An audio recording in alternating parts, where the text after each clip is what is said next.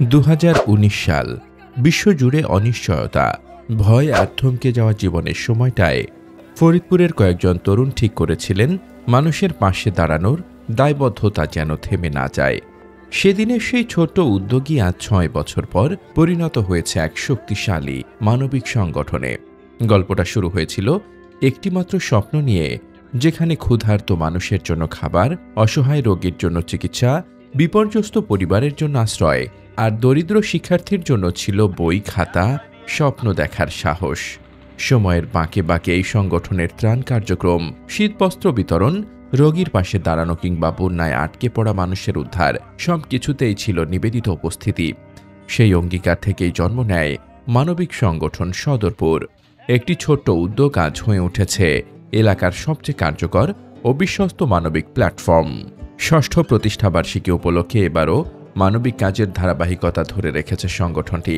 ফরিদপুরের সদরপুর উপজেলা পরিষদ সম্মেলন কক্ষে শুক্রবার সকালে জমকালো আয়োজনের মধ্য দিয়ে অনুষ্ঠিত হয় মানবিক সংগঠন সদরপুরের প্রতিষ্ঠাবার্ষিকী 2025।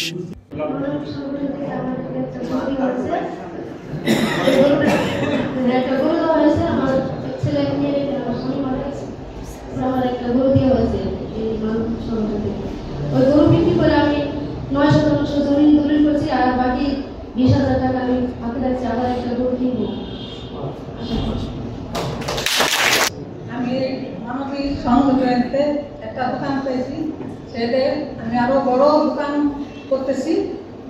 মেয়ে একটা পড়াচ্ছি, ছেলে দোকান করতেছে। অনুষ্ঠানে বিভিন্ন মাদ্রাসা শিক্ষার্থীদের মাঝে ক্রীড়া সামগ্রী বিতরণ, উপজেলার মাধ্যমিক ও উচ্চ মাধ্যমিক পর্যায়ে GPA 5 প্রাপ্ত কৃতি শিক্ষার্থীদের সংবর্ধনা, সদরপুরের অন্যান্য স্বেচ্ছাসেবী সংগঠনকে সম্মাননা এবং অতিথিদের বিশেষ সম্মাননা দেওয়া হয়। আমাদের এই আয়োজন আমাদের জন্য অত্যন্ত গর্বের। SSC এবং HSC শিক্ষার্থী পরীক্ষায় GPA 5 প্রাপ্ত শিক্ষার্থীদের আজ সম্বর্ধনা দিচ্ছে মানবিক সংগঠন। এই বার্ষিকীতে প্রধান অতিথি ছিলেন বাংলাদেশ সরকারের অতিরিক্ত সচিব ও BCIC চেয়ারম্যান মোহাম্মদ ফজলুর রহমান। তিনি বলেন, সমাজ পরিবর্তনে এমন সংগঠনের ভূমিকা অত্যন্ত গুরুত্বপূর্ণ। গত 6 বছর সংগঠনটি যে দৃশ্যমান কাজ করেছে, ভবিষ্যতেও এ ধারাবাহিকতা বজায় থাকবে, এটাই তার প্রত্যাশা। সেবা করতে হবে একদম মনের থেকে। একদম কোরআনের মধ্যেই তো বলা আছে যে আপনি যখন কাউকে সহযোগিতা করবেন, আপনি ডাইন হাত দিয়ে করলে যেন বাম হাত না জানে। ব্যাপারটা কিন্তু সেই ধরনেরই হওয়ার কথা। এরপরও আমাদের সামাজিক সংগঠন, আমাদের এখানে একটা জিনিস ওদের ভালো, আমি যে জিনিসটা আগের থেকেই এটাকে প্রশংসা করে আসছি, সেটা হলো যে তারা কাউকে এই 10,000 বা 5,000 টাকা দিয়ে দেয় না।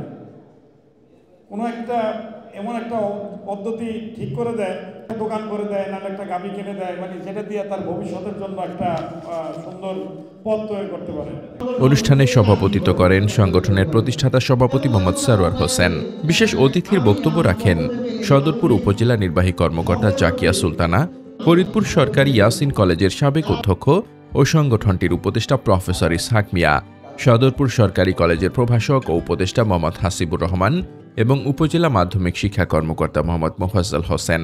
এ সময় বক্তারা মানবিক সংগঠন সদরপুরের বর্তমান কার্যক্রম, ভবিষ্যৎ পরিকল্পনা এবং সামাজিক উন্নয়নে তরুণদের অবদানের কথা তুলে ধরেন।